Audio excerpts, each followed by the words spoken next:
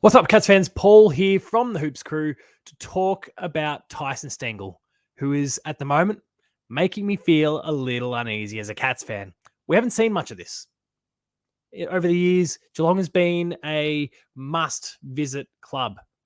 They're a team that if they reach out and they're showing interest, that you say yes any day of the week. And of course, there's been some players that have said no over the journey. There's players that we've had to say no to over the journey.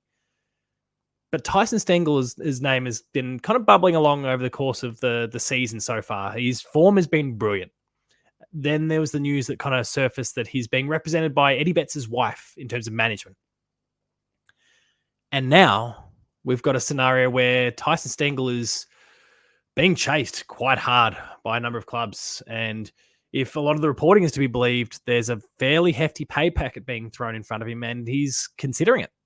Now, I could be getting a bit carried away based on some writing that's out there that may very much be based upon hearsay. And I sincerely hope that is the case. But I'm a little bit worried. We don't hear noise like this very often.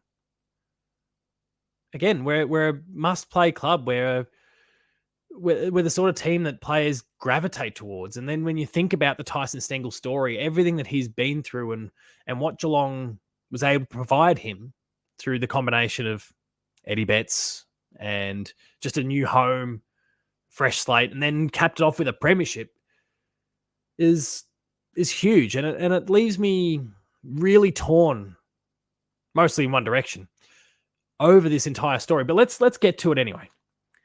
So his loyalty to the club is being tested here. Rival clubs think they can pry Tyson Stengle out of Geelong on a big money deal.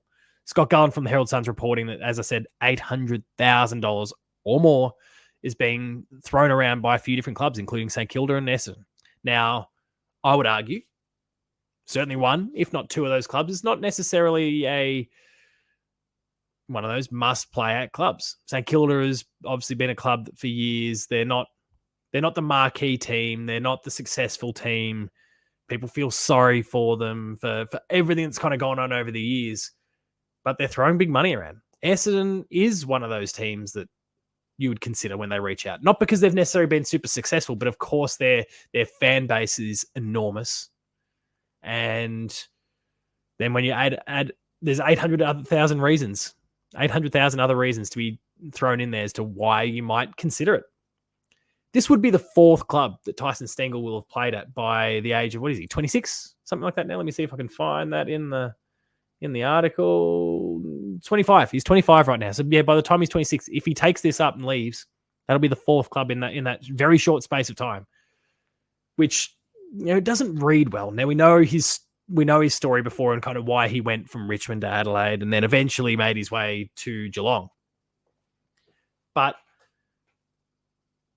it's not great, and I'm going to assume that Tyson is the upstanding person that I think he is, and that he's going to say no to this, and that maybe it's a little bit of good work by management to pry as much money as they can out of the Geelong Football Club, and every player and their management at the end of the day is well within their rights to chase what they believe that they are worth.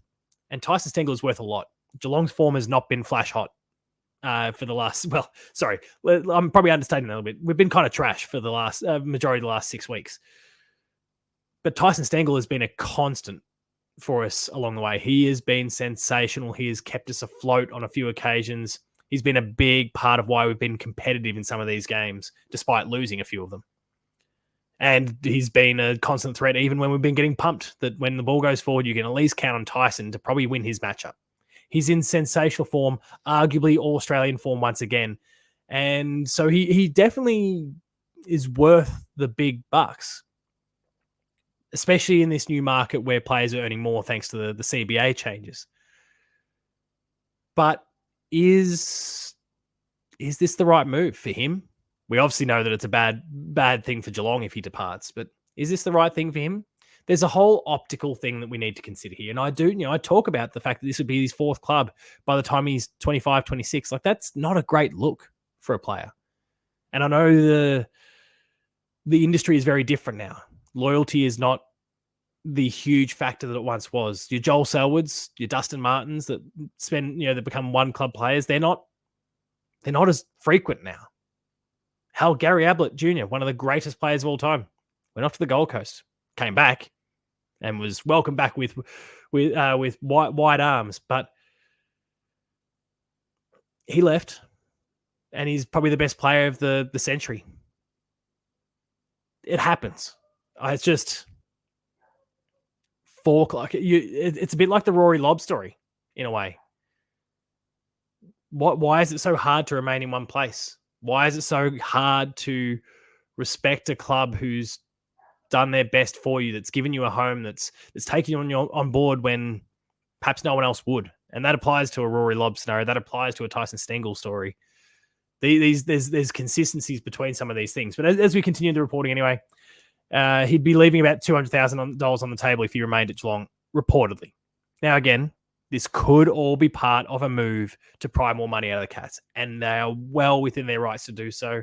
And then I'm hoping that there's the middle ground that's reached, that maybe 600 from the Cats becomes 650. Tyson's happy. We sign on the dotted line, and he remains a Cat for the next 5 years. That'd be an amazing outcome, I think. But rival clubs believe they can get him. There's been offers of 800,000 floated, maybe more, to get him out of the Cattery. Gullen was saying Fox Footy's midweek tackle.